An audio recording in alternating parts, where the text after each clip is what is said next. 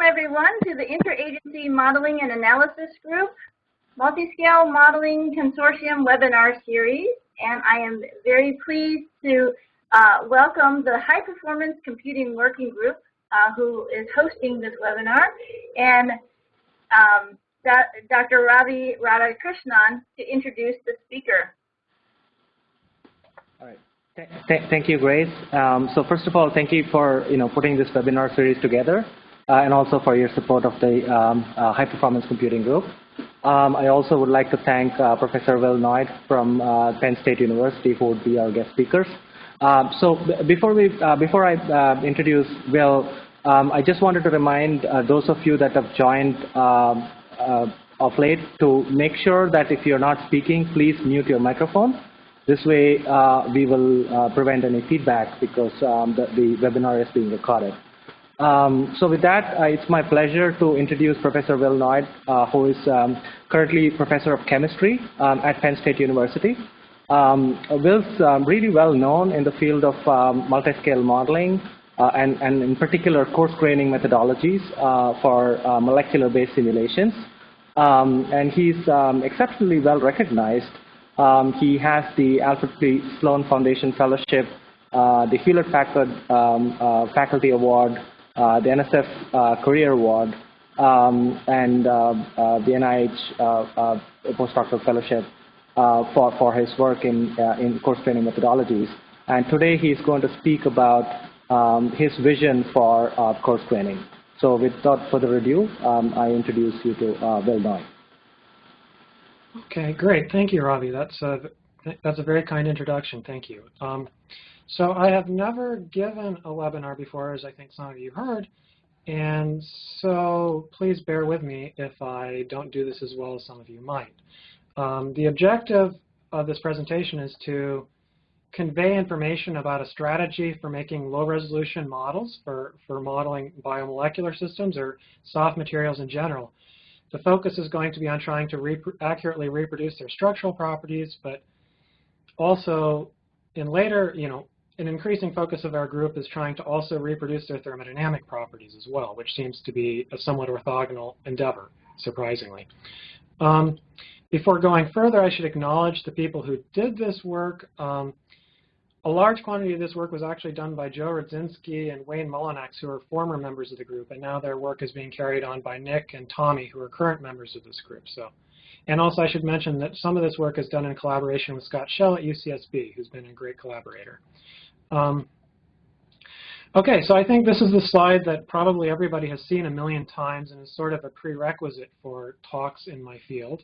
And that is soft materials, proteins, other biological molecules have dynamics that span a very, very wide range of dynamics, from bond vibrations, which happen on things like femtoseconds, to aggregation phenomena that happen on orders of, hours or years even. And in between, there's a whole host of different things that happen.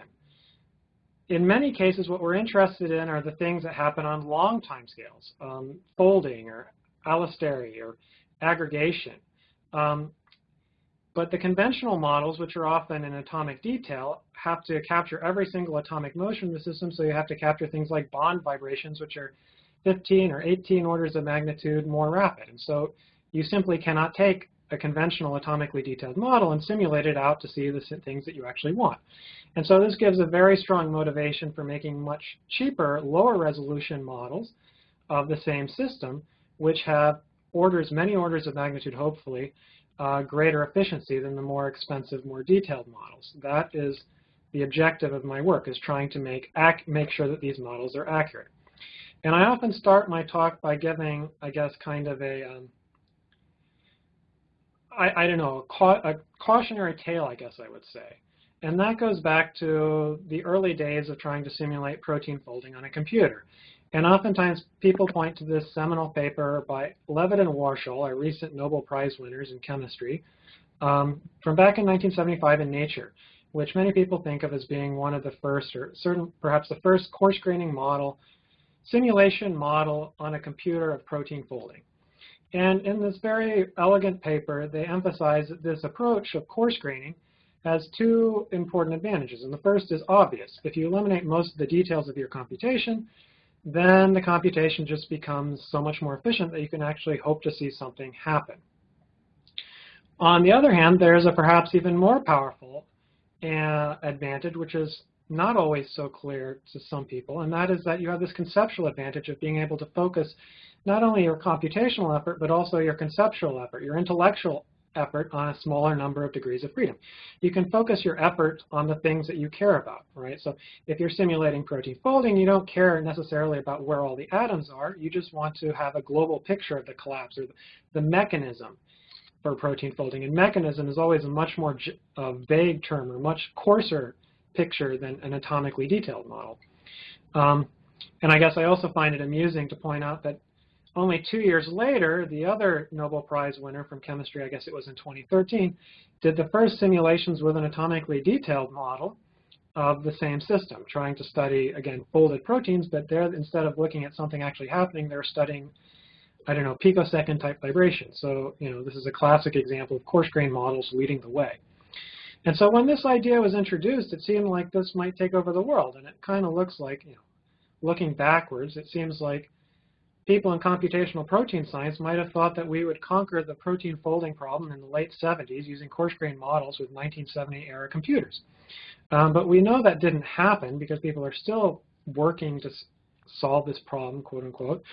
And the reason that didn't come to fruition is because of this paper that was published just a few years later in PNAS by Barry Honig's group, where they point out that, yes, indeed, Levitt and Warshall were able to simulate some representation of a protein, and yes, indeed, it crumpled and collapsed into some kind of folded structure, some collapsed structure at least, but the structure was not accurate. It was incorrect.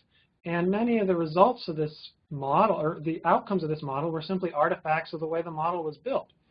And this seems to have put the whole field of coarse-grained models of proteins, brought that field to a sudden stop just a few years after it had started, because it seemed like a number of people were jumping on this bandwagon previous to this paper.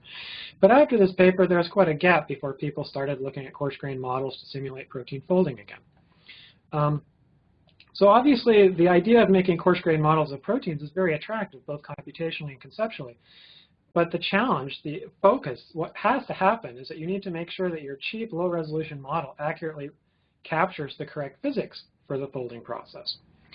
Now, around the same time, a very nice paper by Harold Shiraga's group suggested a clever idea for how you might go about doing that. At the time, in 1976, people were starting to develop three-dimensional structures from X-ray crystallography of a few proteins. At this time, the protein data bank was first coming online. And I think at this time there were about 50 different structures, I think, that were available. And Shiraga suggested a very nice idea.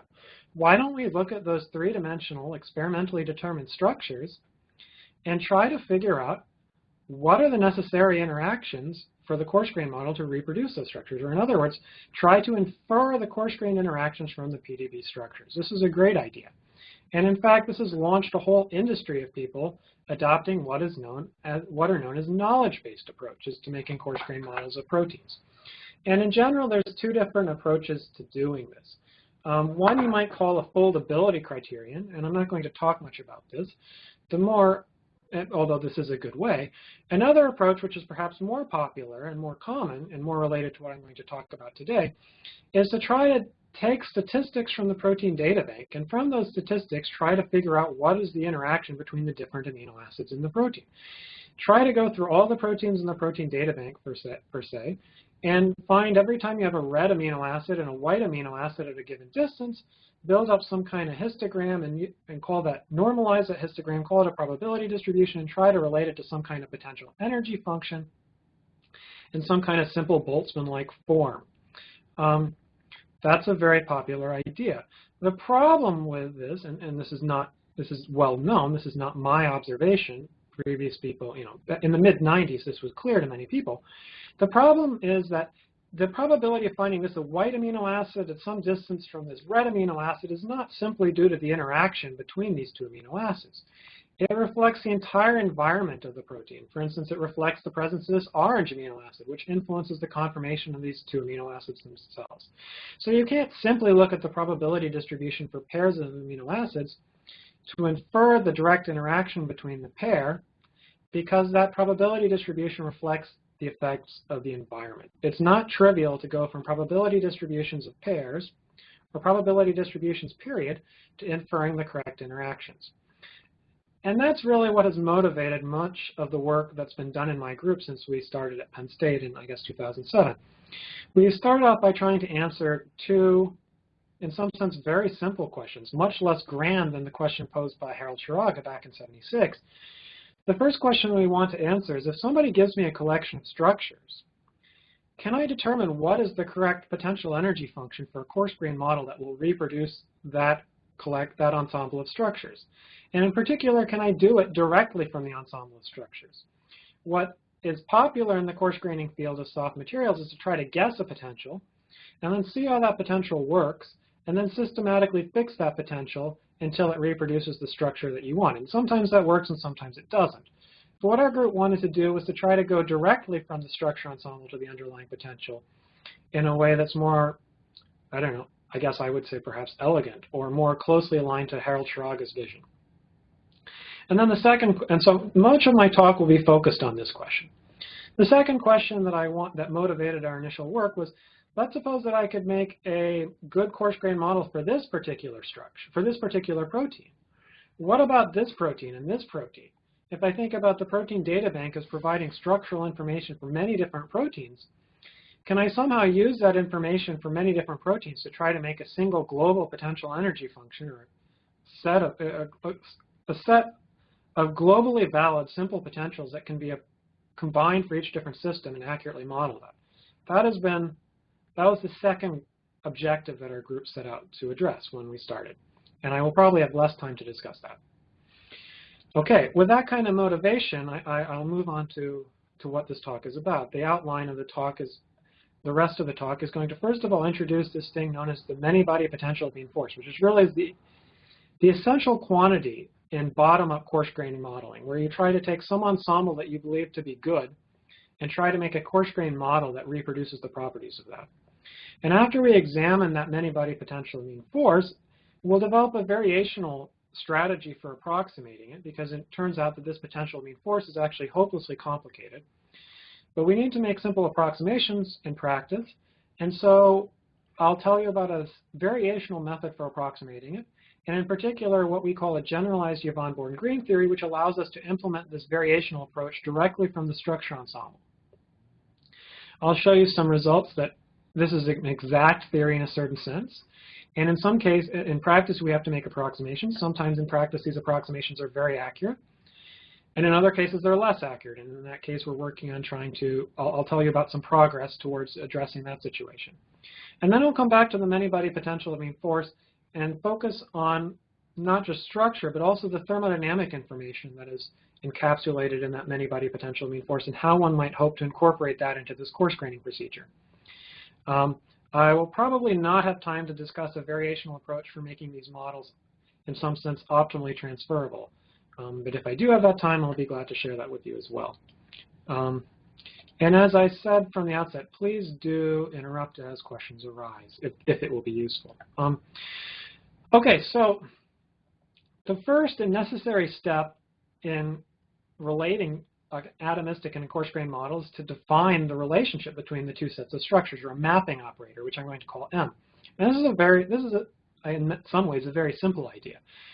The idea is you take some atomic configuration, let's say little r, which corresponds to the atomic coordinates of the entire protein and all the solvent as well. And in general, I'm going to use little symbols for atomistic things. And I transform that to some I linearly transform that into a reduced representation, where, for instance, I may take this entire amino acid and represent it with, let's say, its center of mass or center of geometry or whatever. And so then I have a set of a three-dimensional representation of the same structure in lower detail, which I'm going to represent with big R. That's the coarse-grained configuration. So now I have a coarse-grained structure, and of course the challenge is to figure out what are the correct interactions between the coarse-grained balls. And so the PMF, the potential mean force, is the exact answer to this problem. We assume that I have some atomistic model that's good, or some experimental ensemble, let's say, perhaps, ideally, which is sampled from according to some equilibrium distribution for some atomistic potential U. I want to construct a coarse-grained model that has a configuration space that's going to be sampled by some coarse-grained potential energy function, let's say W. So this is going to be an equilibrium coarse-grained model. Now the mapping takes each of these atomistic structures, each structure in the atomistic configuration space, and transforms it into a coarse-grained structure. In fact, it doesn't take a single atomistic structure, it takes an entire volume element of structures in the atomistic configuration space and maps all of them to the single element in the coarse-grained configuration space. And my objective is to make sure that the probability that the atomistic model samples an atomistic structure that maps to the coarse-grained structure, that probability I'll call little p big R, the probability that the atomistic model samples the same given coarse-grained structure. I want my coarse-grained model to sample that same structure with the same probability. And that immediately tells me what is the correct potential energy function for my coarse-grained model. The Boltzmann weight for my coarse-grained configuration should just be essentially the integral of the probabilities, the Boltzmann weights for all the atomistic structures to get mapped to the same coarse-grained configuration. This is an old idea. You could say it's due to Kirkwood back in 1935 if you wish, and that would be fine. This is an old idea. It's important to note, and so one thing to say is that, first of all, this potential energy function, if I could evaluate it, would contain all the information both structurally and thermodynamically about the system at the coarse-grained level of detail. Secondly, it's important to note that this is a hopelessly complicated integral. This is like performing a free energy calculation as a function of all the coarse-grained coordinates. This potential is if you have n coarse-grained sites, this is a potential of 3n coordinates, and you'd have to do the free energy calculation as a function of all 3n of them. The third thing, so this is not something that's easy to calculate. And thirdly, I want to emphasize that there's an important reason that this is called the potential mean force, although sometimes this is neglected.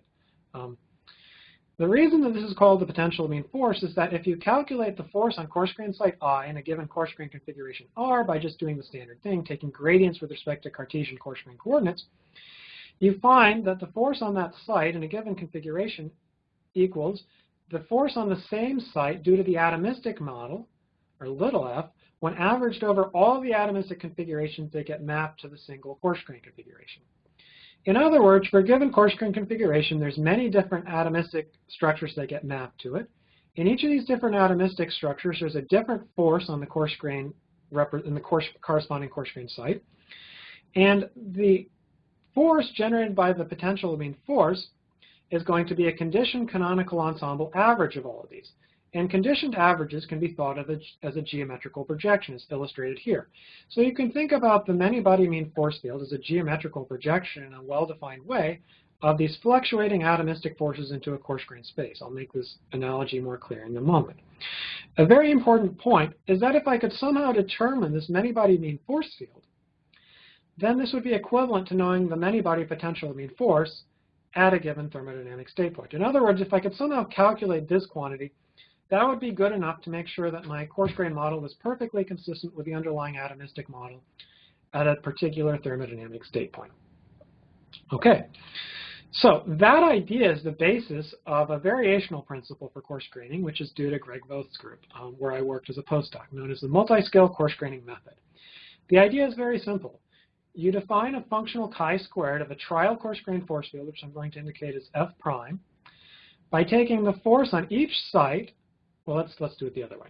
So in this variational principle, what I do is I take each atomistic configuration, little r, and I evaluate the force on each coarse-grained site I according to the atomistic model, and I compare that atomistic force with the force generated on the same site by the coarse-grained force field, in the mapped coarse-grained representation of that same atomistic configuration. Okay, so I'm just comparing the atomistic and the coarse-grained forces due to my trial force field, averaging over all the different sites I, averaging over all the different atomistic configurations R.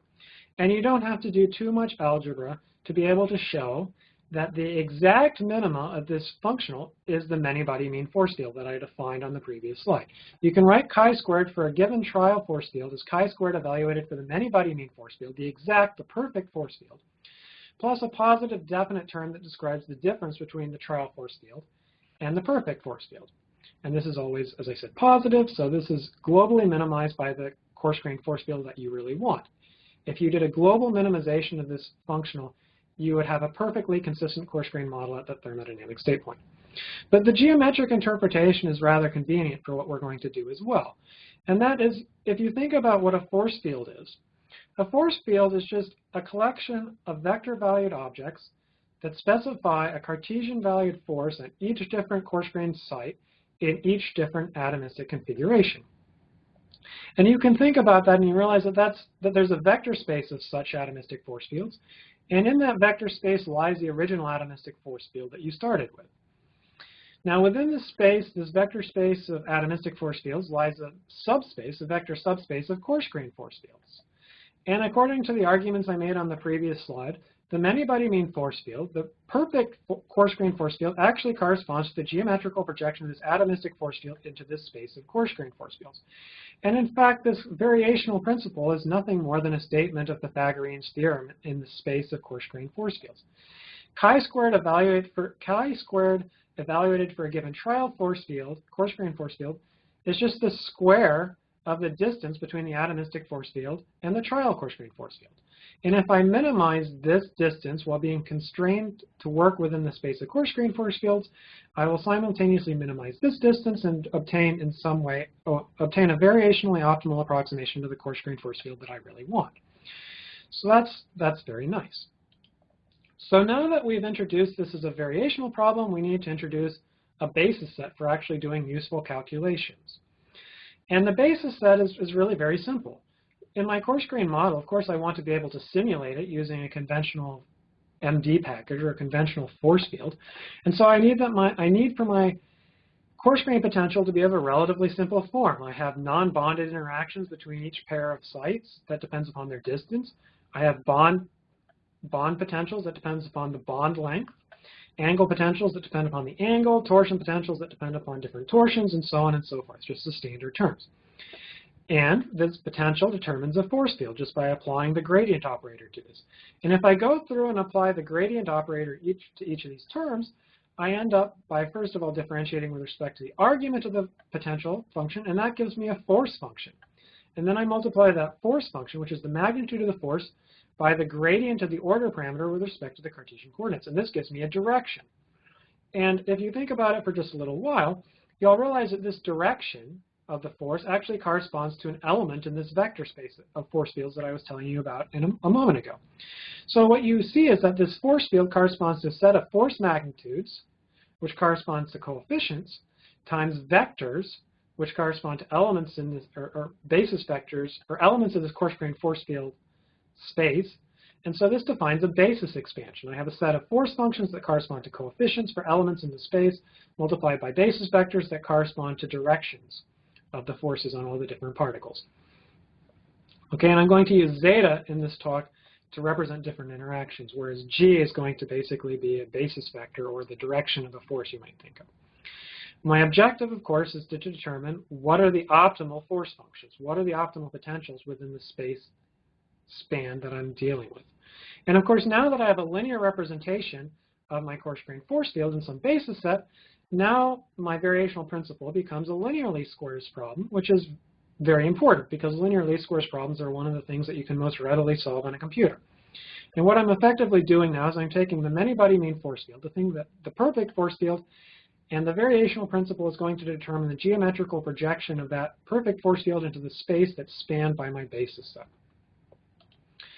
Okay. So one way to determine a projection of a high-dimensional vector, the many-by-mean force field, into a low-dimensional space and to get the projection, which I'm going to indicate by the blue approximate coarse-grained force field, is to take the high-dimensional vector and project it onto each different basis vector, and I'm going to call that projection B. And then I'm going to require that my projection have the same inner product, or the same projection onto each different basis vector. When I expand the coarse-grained force field into this basis set, I'm going to take the inner product of this basis vector with the basis vector in my expansion. And this inner product is going to define a gram matrix, or metric tensor if you wish, which I'll describe in a moment. So I'm going to have the inner product of this basis vector with this basis vector that defines a matrix, and then I'm going to have the coefficients of the basis vectors that show up here. This is pretty standard. Now this gram matrix, what does it describe? What it basically describes is that each of these zetas corresponds to different interactions. And what this gram matrix does, or this metric tensor, is it describes the correlation between the direction of the forces experienced by each coarse-grained site I that are due to the zeta interaction and the zeta prime interaction when averaged over all the atomistic configurations. So this is a structural correlation function. I can evaluate it directly from an ensemble of structures. And the important thing about this is that it allows me to take the many-body mean force field, which includes contributions from all the different degrees of freedom, and it allows me to sort those contributions into direct contributions from each different term in the potential and correlated contributions from other terms in the potential. In other words, if I have some particular term in my potential, let's call it the first term, the projection of the many-body mean force field onto that degree of freedom, which I call B1, is going to have a contribution from that interactions along that degree of freedom, which I'm calling F1, but it's also going to have contributions from the other degrees of freedom. And that's going to be this difference. So this is the key quantity in this variational principle that allows me to sort out the effective force along each degree of freedom into contributions from each different term in my potential. This is the key to addressing that problem that I started off with, being able to incorporate the effects of the orange amino acid and understanding the distribution of distances sampled between the white and the red. Okay, but if you've been following along, you might say, well, the objective was to try to do this in terms of structures. And so far, I've been talking about forces. How can I do this calculation directly from a structure ensemble? And this is the slide that answers that question.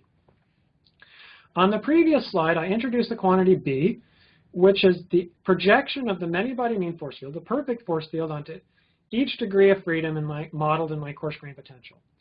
I define the optimal approximation to have the same projection on that different degree of freedom.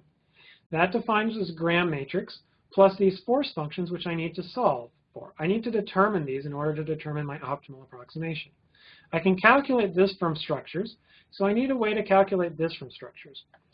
Now, I told you earlier that the many-body mean force field can be thought of as a projection of the atomistic force field.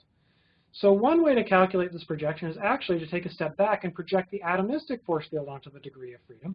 And that's actually exactly what Greg Voth's source matching procedure does, is it uses the fluctuating atomistic forces which are sampled by an MD simulation as a surrogate for the many-body mean force field, which is what you actually want to project.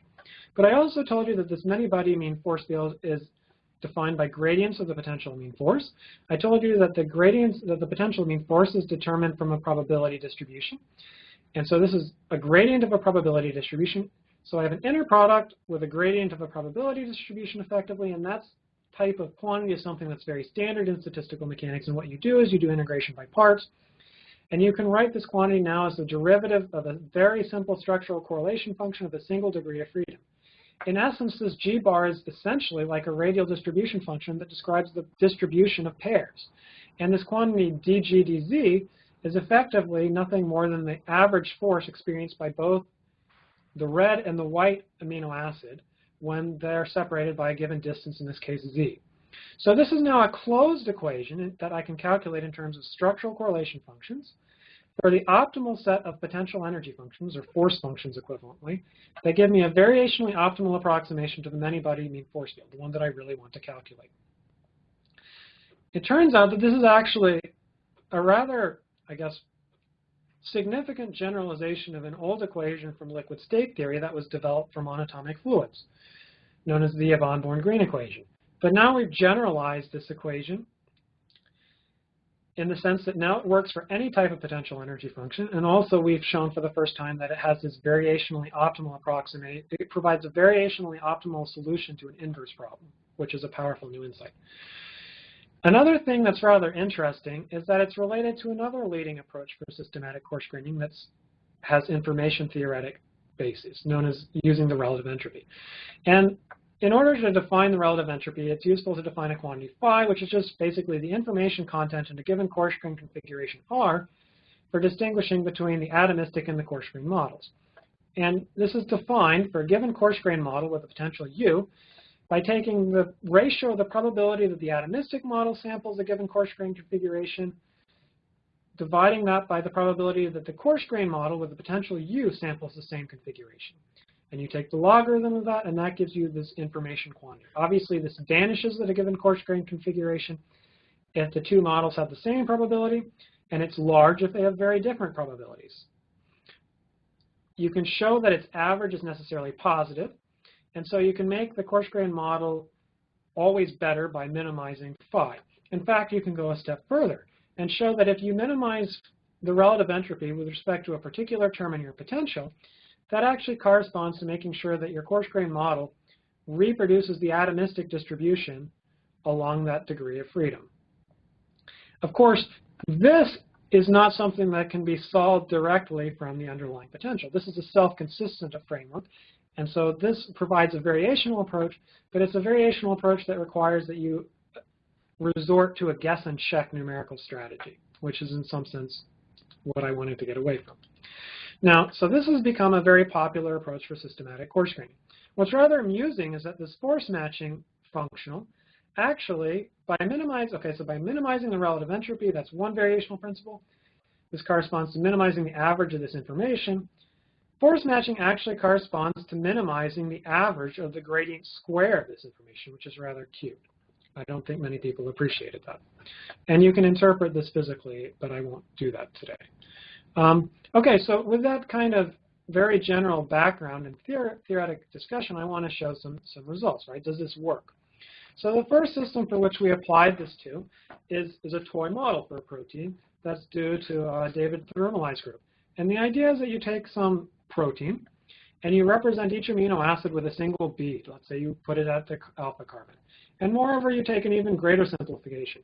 You say that each amino acid is one of three different types: hydrophobic, which I'm coloring green; hydrophilic, which are coloring white; and neutral, which are coloring blue. And these neutral beads are rather artificial, but it isn't important. The rules of the model are very simple. It's just a standard polymer physics type potential with torsions, angles, and bond terms, and then non-bonded interactions between different residues.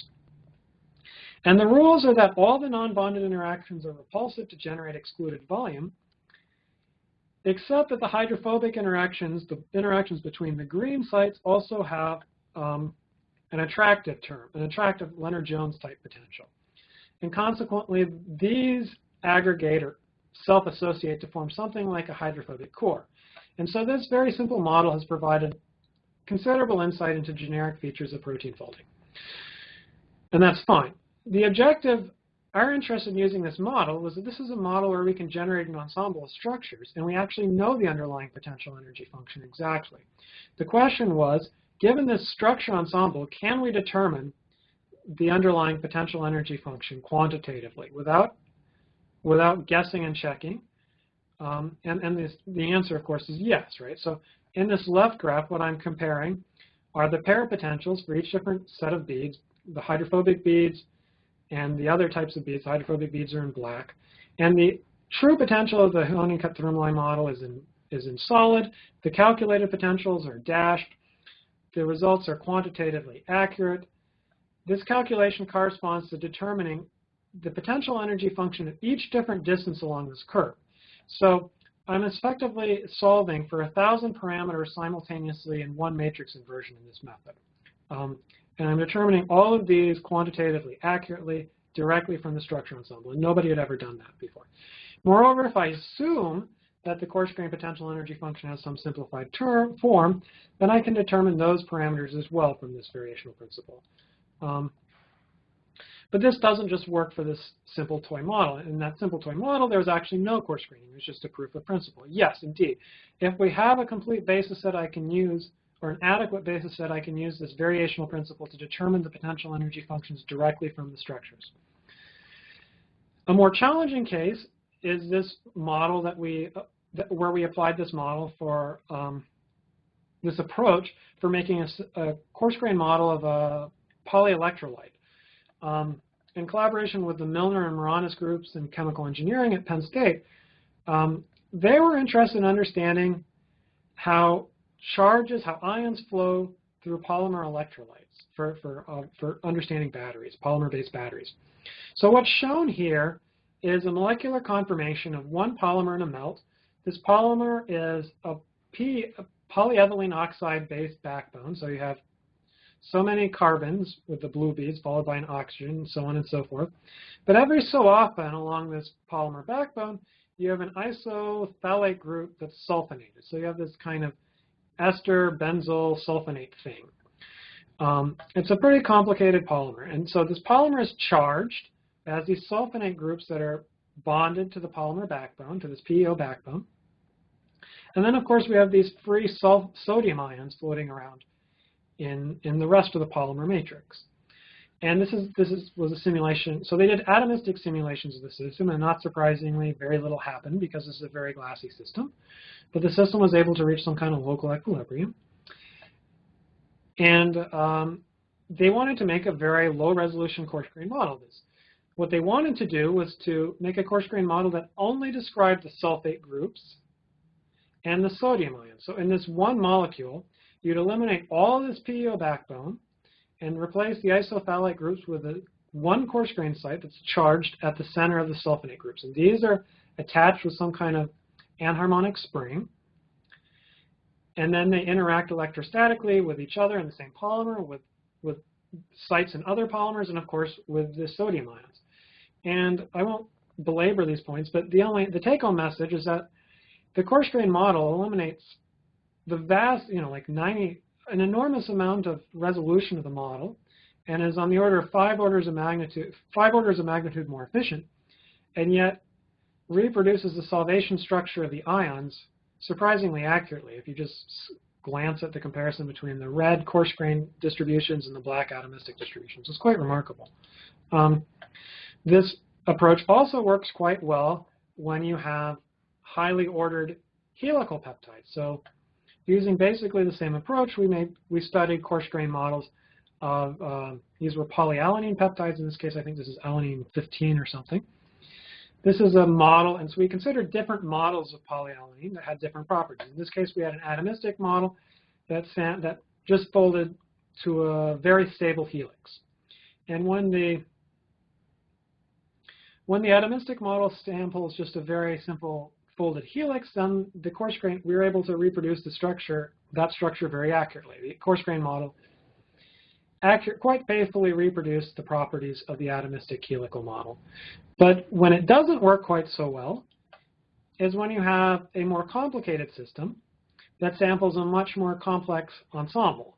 Using this so in all this work that I've been showing, and so I should say that in this case, the coarse-grained model is representing only the alpha carbons of the peptide, right? So this is a very standard representation of a coarse-grained model of a protein or peptide. And we're using a very simple molecular mechanics type potential. And the free energy surface of the atomistic model is shown in the bottom left panel. On the x-axis is the the order parameter Q, which describes the helicity of the system. When Q is 1, the peptide is perfectly helical. When Q is 0, the peptide has no helical character. And on the x-axis is the radius of gyration. And what's being shown is the free energy as a function of reaction coordinate. Very stable regions are in blue. Unstable regions are in red, and totally, regions that are never sampled are shown in white. And you can see that this is the OPLS AA model, I think, in SPCE water. And you see a few minima that correspond to relatively helical structures, but you also see just a lot of disordered structures that are highly sampled by this by the atomistic model. And if we apply this variational procedure I've told you about previously, the coarse-grained model free energy surface is shown here. And it only samples these collapsed structures and totally fails to sample helical structures. I won't go into details about this work, but what we were able to show is that the problem comes in the fact that this simple coarse-grained representation and the simple form of the coarse-grained potential energy is fundamentally incapable of reproducing the cross-correlations between the coarse-grained degrees of freedom that are observed in the atomistic ensemble. That is the basic assumption of this variational principle that I told you earlier. The approach works by looking at this ensemble of structures generated by the atomistic model, observing what is the distribution along each degree of freedom, observing what is the cross-correlation between the different degrees of freedom, assuming that the coarse-grained model will be able to reproduce those distributions, and in particular, assuming it will be able to reproduce the cross-correlations between the different degrees of freedom, and then from those correlation functions and the assumption regarding the, and given the approximate form of the potential, it directly determines the optimal approximation to the true force field. And when the model is unable to reproduce the complex cross-correlations between different degrees of freedom, you get bad results. On the other hand, with this insight, we were able to develop a self-consistent iterative approach that adjusted or adapted for the fact that the coarse-grained model could not reproduce the cross-correlations of the atomistic model so accurately. By accounting for that within an iterative, self-consistent manner, we were able to generate a much more accurate coarse-grained model. And I'm sure we could have done much better than this free energy surface, but this is what we settled on at the time. Right. So, good. I won't have time to discuss this slide, but one of the important take-home messages of this this work is that it is imperative to think carefully about how you're actually representing the coarse-grained model. You need to think about what terms am I including in my potential, and are those terms capable of reproducing the necessary cross-correlations in order to reproduce the structure of the atomistic model.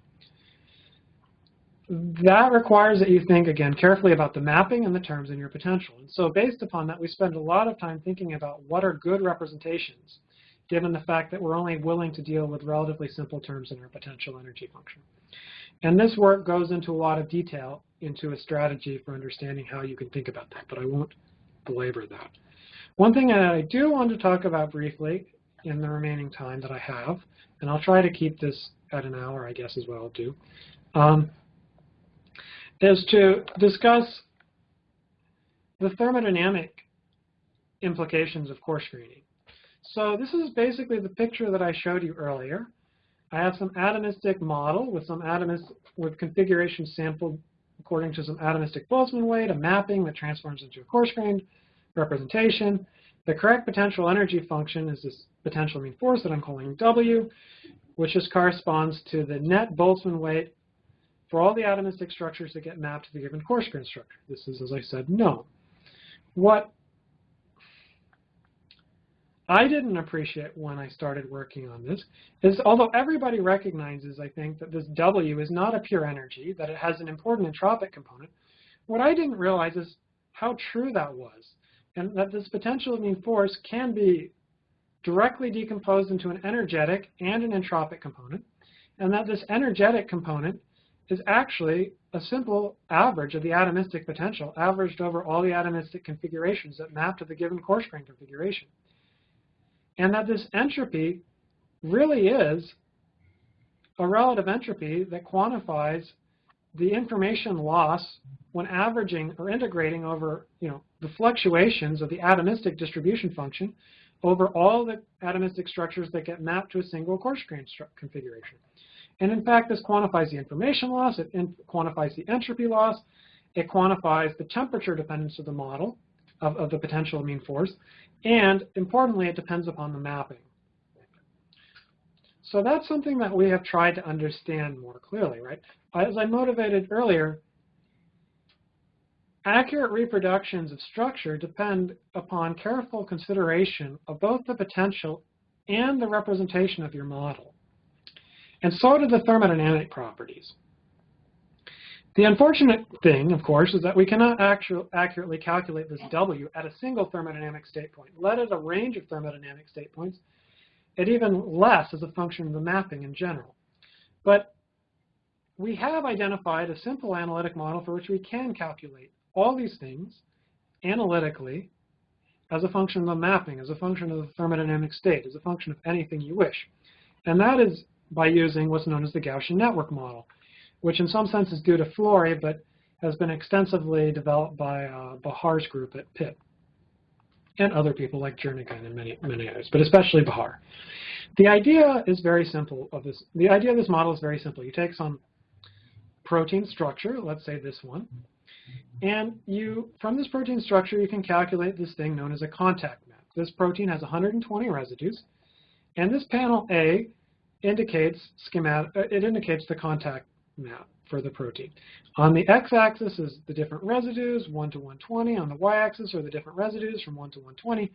Everywhere you see a blue dot corresponds to a pair of residues, I and J, that are in contact. So for instance, if these two residues are in contact, I put a blue dot there. And along the and where residues are not in contact, let's say this one and this one, you have white, of course. And along the diagonal, you have the number of contacts that are formed by each residue. Okay? And the assumption is that this matrix, this positive definite matrix, is the curvature of the potential energy of this model. Okay, as a bilinear function of the Cartesian coordinates. Now it turns out, not surprisingly, that you can analytically evaluate the many-body potential of mean force as a function of resolution. And not surprisingly, it turns out that that resulting many-body potential of mean force remains harmonic. It remains a bilinear function of the Cartesian coordinates of the coarse-grained sites. And in panels B, C, and D, you see the curvature of that bilinear functional form, of that potential of mean force when you group two residues per site, 4 residues per site, or 10 residues per site. And what's rather interesting is that you see that the potential of mean force is indeed, I mean, perhaps not surprisingly, or perhaps somewhat surprisingly, it is reproducing quite faithfully the key features of this contact map. In particular, you see that it's reproducing the bands that are anti-parallel to the diagonal that correspond to contacts between different residues. That's preserved even when you go down to 10 residues per site. It's preserved within what you might call the effective contact map. And we can also calculate all the thermodynamic properties of the coarse-grained model as a function of resolution. And and we can decompose that into energetic and entropic contributions. And so we actually did this for 7 different proteins. Darn, okay. We did this for 7 different proteins, which you'll see on the next slide, using the same GNM but different contact maps. And what's calculated on the x-axis is the resolution, the number of coarse-grained sites representing this 120 residue protein. On the y-axis of this graph is the average of the potential of mean force. And you see that the potential of mean force systematically increases in magnitude as you coarsen. But the energetic effect, the energetic contribution, remains constant because it's simply a conditioned average of the atomistic potential and therefore independent of the resolution. And the increase in the potential mean force is simply due to the entropic component, which is due to this information loss. And I should note that this is a logarithmic scale because otherwise you just only have data over here and it just all be condensed. So we made this on a logarithmic scale. Now this is the non-trivial information due to the loss of information in this contact map. And so its increasing magnitude corresponds, as I said, to non-trivial information that's lost about the interactions within the protein. It corresponds to an increasing temperature dependence of the coarse-grained interactions. And yeah. And another thing that's important to note, and so this is the loss, and it compensates for the loss of configurational entropy in the coarse-grained model, right? So as you coarsen, the coarse-grained model loses configurational entropy. It turns out it does not do so in a linear fashion. And this increase in the potential of mean force compensates for the loss of entropy and information in the configuration space, or the configuration distribution of the atomistic model. Okay. These are the 6 other proteins that we considered. And what's rather interesting is that you can consider the fraction of information that's preserved within the coarse-grained model with coarsening. Again, on the x-axis, you see the resolution of the coarse-grained model. And in this graph, this is the fraction of information that's preserved within the coarse-grained ensemble as a function of resolution. And remarkably, all of these different models lose information at the same rate. And that reflects 2 things, of course. Of course, it reflects the linearity of the underlying model, but it also says something about the underlying structure and distribution of contacts within the different proteins, which is rather interesting. But again, the other thing that's interesting is that the loss of information is not linear. This is exaggerated, of course, because this is a logarithmic scale. Nevertheless, this loss of information is not linear.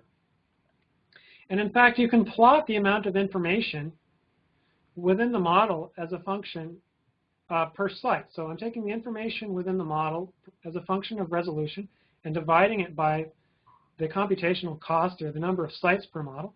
And what's rather striking is that in all cases, the information in the model, the information efficiency of the model systematically increases until you reach this regime where you have between 10 and, let's say, 40 residues per site. You have this sweet spot of optimal efficiency for coarse-grained models. And what's rather cute is that the most efficient model of all, the most corresponds to the 4-site representation of this 4-helix model, which, I mean, I guess that's just kind of a cute result. This effect, the fact that the effect of coarse-grained potential, and of course this was a case where we're actually calculating the exact many-body potential mean force. But structure-based coarse-graining is always approximating this. And so this insight hopefully will guide our intuition about not only what this is doing, but also how to optimally approximate this, not only at a thermodynamic state point, but as a function of thermodynamic state. And this affects not only the temperature dependence, but also the volume dependence. So in this work, we have adapted the approach devised by Hans-Andersen's group back in 2010 of trying to determine what is the volume-dependent correction, or the volume-dependent contribution to the potential of mean force, using what they call a pressure matching approach. And Hans showed this work very nicely for Lennard-Jones systems, where he integrated some of the Lennard-Jones fluids, Lennard-Jones particles out of the Lennard-Jones fluid. We have now shown this for molecular liquids, and in particular, I'm not showing it here, but mixtures of molecular liquids. And on this graph, what I'm showing on the x-axis is the volume of the coarse-grain of the different models. On the y-axis is their pressure. The black solid graph corresponds to the pressure of the atomistic model as a function of volume. The dashed black corresponds to the pressure of the coarse-grain model without considering the fact that the effective interaction should depend upon volume. In other words, if you did a simple, naive, structure-based coarse-grain model, this is what the equation of state would look like.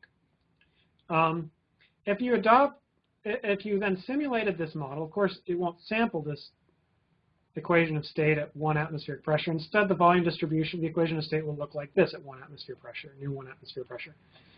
If you adopt Hans' approach, Hans-Andersen's approach, you get this equation of state for your coarse-grain model. We've developed, again, a self-consistent framework that allows us to basically reproduce the equation of state within a structure-based coarse-grain model. And this is just the resulting distribution of volumes that are sampled from the different coarse-grain models. In black is the atomistic distribution of volumes. In blue is the distribution that's actually sampled by force matching without accounting for the pressure correction. In green is the distribution sampled by Hans' approach. In red is the distribution that we generate by making this, well, this small iterative self-consistent correction. And what's really striking actually is that the purple curve corresponds to the distribution of volumes sampled by a structure or a thermodynamic space model due to Klein. So if you adopt a top-down approach and reproduce your coarse-grain model, parameterize your coarse-grain model to reproduce thermodynamic properties instead of structural properties, as the Klein group is famous for doing, this is the distribution of volumes that's generated by that. And of course, these don't overlap because the atomistic model and the top-down model don't agree perfectly. And of course, then the question is, the relevant thing is, how do these different models compare with experiment? And it turns out that the experimental distribution, the experimental average volume for the system is right between the black and the purple curve.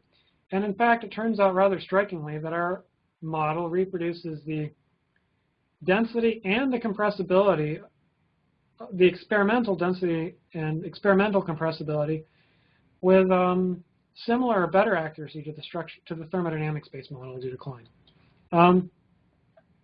Okay, so this is a good stopping point. I have a lot of other slides about transferability, and I'd be happy to talk about that if there are questions. But in order to keep this as an hour-long talk with some chance for discussion, I'll just go to my conclusions here. What I hope I've conveyed to you is that we have devised a pretty general theory, we call it generalized-Yvon-Born-Green theory, which allows us to determine a variationally optimal approximation to the many-body potential mean force using a force matching scheme due to Greg Voth, but actually doing it directly from structures. And again, the strength of both the force matching approach and our approach is that it is non-iterative. We do not have to simulate thousands of different coarse-grained models and hope that we'll eventually converge. We do not have to do a nonlinear search in a parameter space that has tens of thousands of degrees, let's say 10,000 different parameters. That's a strong advantage of this approach. This work makes, I think, strong connections to information theory and also old ideas from liquid state theory. It really emphasizes the role and importance of many-body correlations for determining accurate coarse-grained models. It works really well for polymers, and it works well for proteins if they have a well-defined structure. It does not do so well if the underlying model samples multiple different conformations, and especially if the transition between those different conformations occurs via a complex cooperative pathway that has very complex and strong coupling between the different degrees of freedom.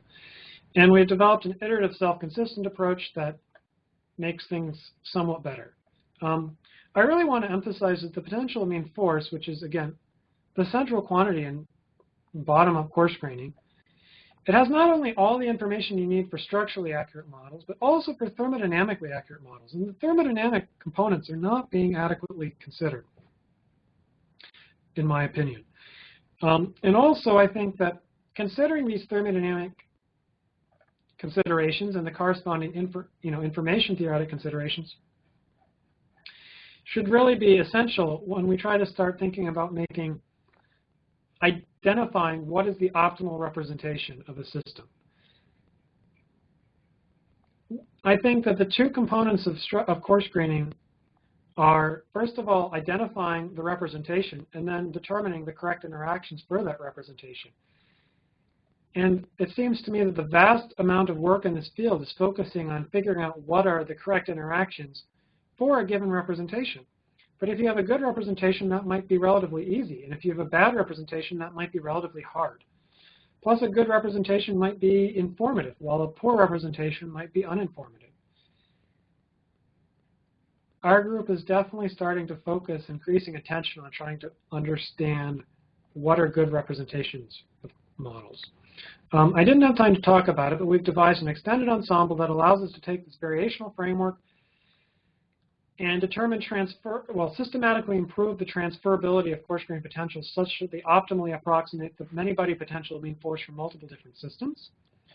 And I think many of these challenges I've already touched on. Again, identifying the right representations and the basis set corresponds to what terms you include in your potential.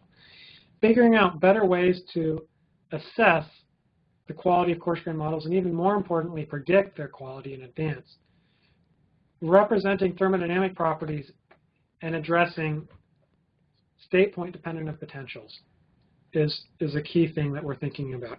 And it's essential for thinking about phase transitions and aggregation in complex mixtures, but also in biological systems. Propagating dynamics is an important issue that many people are working on, but we are not. And then I guess sometimes people go around talking about a no free lunch theorem for coarse graining. And I think how that's often conveyed is that coarse-grained modeling has a limited ceiling, and you pay for what you get. If you radically reduce the computational cost of the model, you will inevitably reduce the quality of that model. And certainly, what's clear is that you lose information. But I think that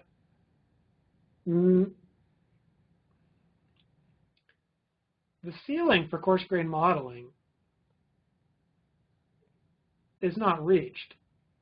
And when we find coarse-grained models that reproduce structure but not thermodynamic property X,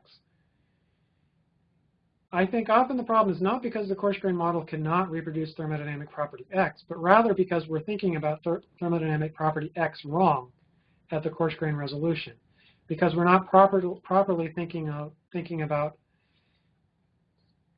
the state point dependent and information theoretic properties of the potential amine force. If we think about those things more properly, I think that we will do a much better job in improving both the transferability and the thermodynamic properties of coarse-grained models. But perhaps I'm an optimist, although I'm rarely called that.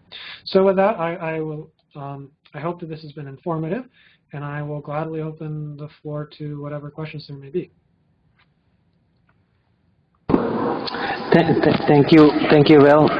So before I open the floor to questions, I just, again, wanted to thank you. So one of the things that you don't hear about in a webinar format is all the applause, but we are very appreciative. But the flip side of it, of course, is that I already can recognize people log in from California, and I think some internationally as well, so that's a good sign. I will open up the floor for questions. I already see that somebody has posted a question through the group chat, so it's Jacob Barhak, and I'll probably just read the question for the benefit of everyone. It's a question by someone outside the field. At the beginning of the talk, you said you were trying to make sure the models are accurate. Can you please define accurate? How well can you describe reality? How do you validate against? Are there multiple model assumptions that may fit, etc.? Do you want to take that, Will? Sure. That's a great question. Is there somewhere that I could actually see the question? Because there are many different parts to that. Well, if you can click the chat button on the bottom, the one with the bubbles, you should be able to see the group chat window. Do you see that, or? Where is that? Where on the screen? Right on the bottom panel where you see all the controls for the mute, video mute, and all that stuff. The second from the left. Okay, so maybe you're using the web interface rather than the desktop. Yes, I'm doing that. Okay, so then I think you can't see the group chat. Okay. Do you? Go ahead. The first question was, how do I assess the accuracy of the model? Is that right? That's correct, yeah. So, Ravi, you may want to mute yourself. the answer to that question is there are many different ways to assess the accuracy of the model and its validity. One underlying assumption of this approach is that I'm assuming that there is information about an accurate underlying model. That's a first assumption. That accurate information is most frequently, in this bottom-up approach, there's generally two approaches to coarse-grained model. Many people consider there to be two camps to coarse-grained modeling. One is often referred to as top-down, and the other is referred to as bottom-up. The approach that I've been discussing is known as bottom-up. I'm assuming that there is information that is about an accurate, higher resolution model that is available, and I'm using that information about the accurate, high resolution model and informing the construction of the lower resolution model. Does that make sense? So in the work that I presented, oftentimes people assume that that accurate, high resolution model is a simulation-based model, using often a classical atomistic potential energy function, such as OPLS or AMBER or whatever force field people like to use for simulating this protein or that protein or whatever. And then when people take this bottom-up approach, then the best you can really hope to, the objective is always to faithfully reproduce the properties of the high-resolution model. If the high-resolution model is bad, then those inaccuracies will be expected to be inherited by the low-resolution model. In principle, what our work what I have always hoped the future will be is that at some point there will actually be the availability of high-resolution structural information. That's why looking at the PDB is in some sense so much more elegant, because you have experimental information about the structures that real proteins sample. And if there is enough experimental structural data about the ensembles that are about the ensemble sampled by proteins that can be obtained experimentally, then this approach could be applied directly from those experimental ensembles. Now, I don't actually need atomistic ensemble information. What I need is information about the ensemble at the coarse-grained resolution. So in other words, if someday in the future someone could determine coarse-grained resolutions of proteins experimentally, then that information could go directly into this theory, and I could use this approach without relying upon atomistic simulations of any sort. That day is not here yet. When I'm dealing with a complicated system like a protein, the amount of information that I need characterizing the ensemble is realistically only available through some kind of simulation methodology, I would say. An inherent assumption to this model is that classical statistical thermodynamics works. This whole framework is based upon being able to use classical Boltzmann weights. If the underlying ensemble has important quantum mechanical effects, that's fine, but if they manifest themselves on the level of detail of the coarse-grained model, then this will no longer work. But that's not a bad assumption, right? So there are important quantum mechanical effects in biological systems, but it would you would not want to make a coarse-grained model on the resolution for which those quantum mechanical effects are important. So the assumption that we're assuming classical statistical thermodynamics is not a bad assumption for this type of model. How do we assess the model? Assessment is in the eye of the beholder, but what is usually focused on, in some sense because it's the simplest thing to focus on in bottom-up approaches to coarse-grained modeling, is structural properties, because the assumption is that you have access to a high-resolution structure ensemble and parameterizing the coarse-grained model. So the assessment is that you want the coarse-grained model to be faithful in reproducing the structural properties of the high-resolution model when they are perceived at the resolution of the coarse-grained model. Does that make sense? And so that brings us to this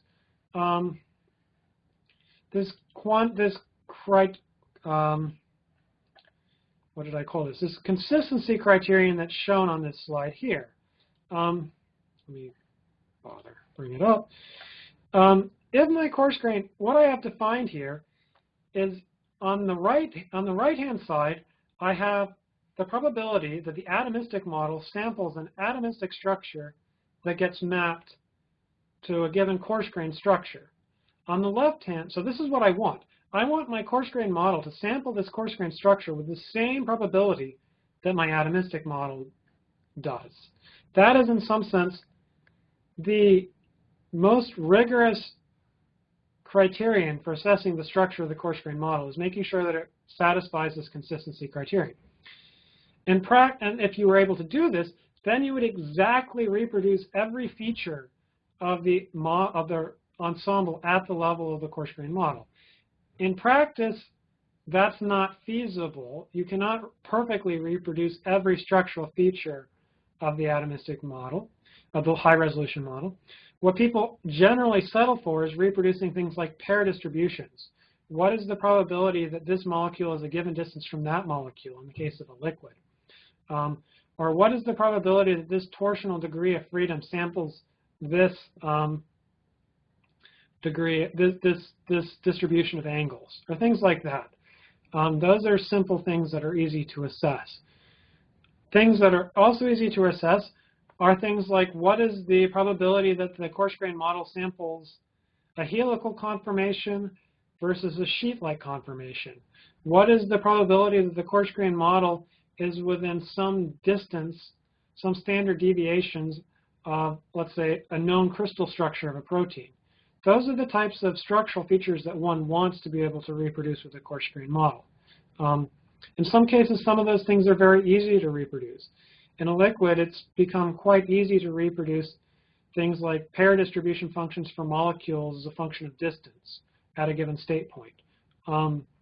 It's harder to do that as a function of temperature. It's challenging to reproduce structural properties of complex biomolecules.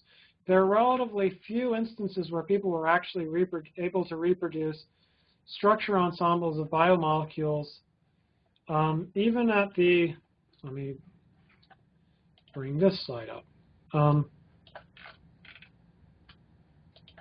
So in this case, I'm looking at a helical peptide that samples, that's not shared, sorry.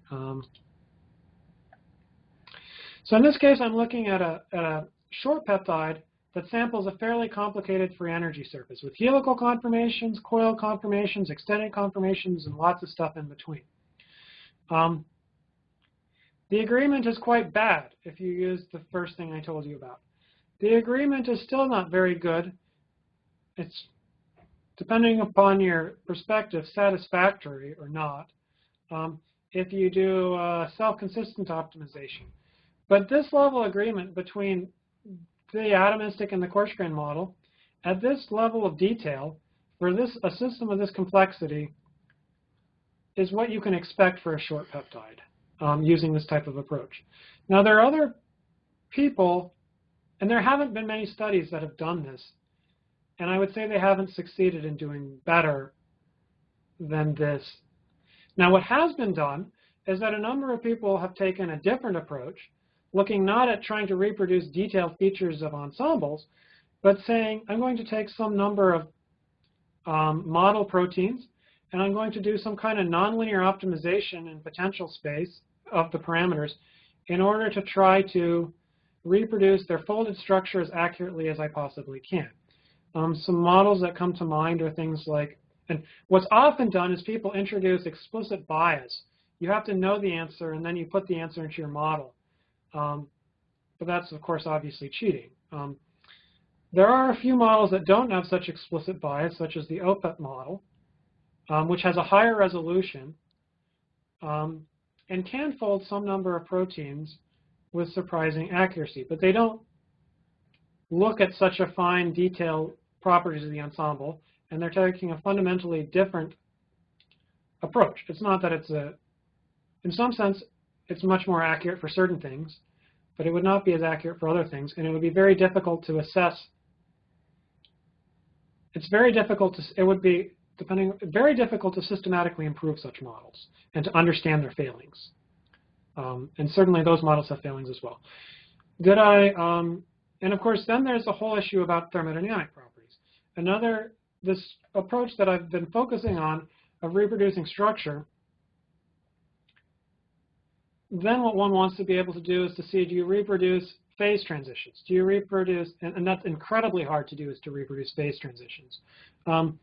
Can you reproduce, other thermodynamic properties? And there are as a class of models, although that's a very hard thing to do, especially for biomolecular systems. For polymers, it's not so bad, but you can reproduce lots of thermodynamic properties of polymers, sometimes with some success. But reproducing phase transitions with polymers is exceedingly hard. And similarly with coarse-grained, with liquids. These structure-based coarse-grained models usually don't even focus on trying to reproduce thermodynamic properties, and often the thermodynamic properties are quite bad, although that's another thing that you could assess. Does that answer your question? Okay. So we are running short on time, but if may I ask one question. There was a comment that you made towards the end in your conclusions that the approach that you laid out, perhaps one of the challenges is that if there's a lot of cooperativity that's going on in the system, that may not, that's generally challenging for the framework. But the question that I have is not so much cooperativity, but if you have long-range interactions. So, for example, if you have a highly charged system where there are these electrostatic fields that kind of decay over very large length scales, how do you take that type of an effect into the coarse graining methodology? Does it actually tackle itself, or do you have to do something special to preserve those effects? So electrostatic effects are, I would say, the answer is unclear at this moment. Here's a case where you have a highly charged system. This is the underlying model is a polyethylene oxide-based polymer, but every 13 PEO repeats, you have a sulfonate group, and that's neutralized by a sodium ion. So this is a charged polymer. I mean, it's not the most charged polymer. It's not nearly as charged as DNA, but it's a charged polymer. In this case, we are able to reproduce the solvate, and so the coarse-grained model only has ions. In the coarse-grained model, there's only the sulfonate ions, which form the polymer, and then the sodium ions. We modeled the electrostatics in this model, in this approach, in the most naive way you would imagine. We just modeled them with Coulomb potential, and we reproduced the local solvation structure of the ions surprisingly accurate with this very simple approach. What we have done since then, which is in some sense even more surprising, I mean, we're throwing away an incredible fraction of the system. I don't understand why this works so well, to be honest.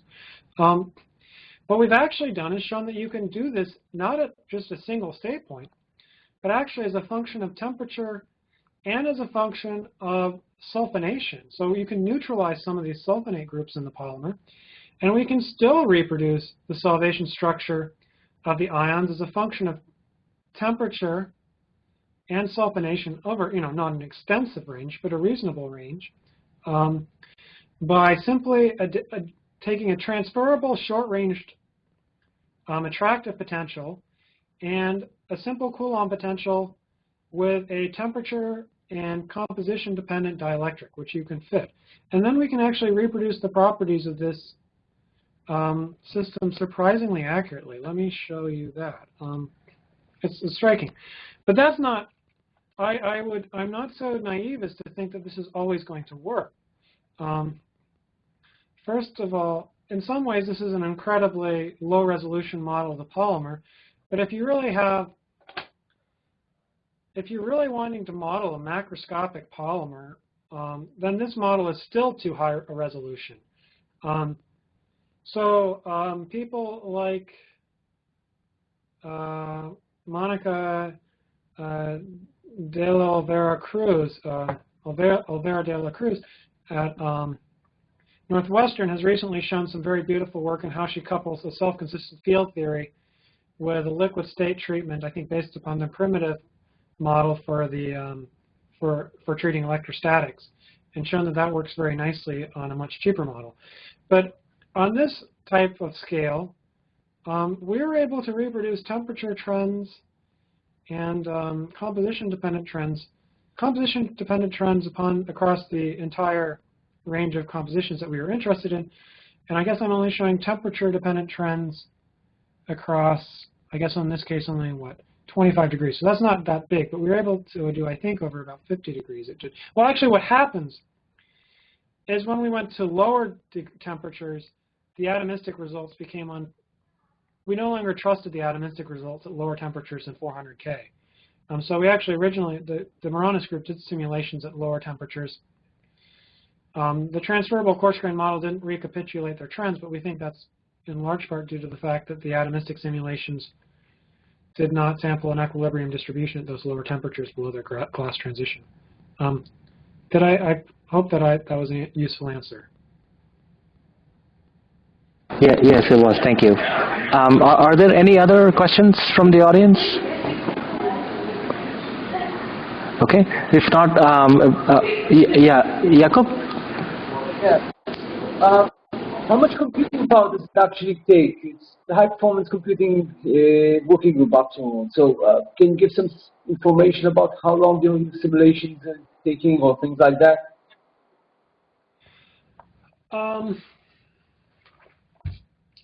Okay. Let me think about that. Well, the construction of the coarse-grained model itself is usually not a computationally prohibitive thing. Well, it's not a computationally prohibitive thing. Oftentimes, it's very easy. It takes very little computational resource. Then the question is, how big is the system you want to simulate? So our collaborators in the chemical engineering group are taking this coarse-grained model of this polymer and simulating systems that are, I don't know, let's say order of magnitude 100 times bigger than the original atomistic simulation model.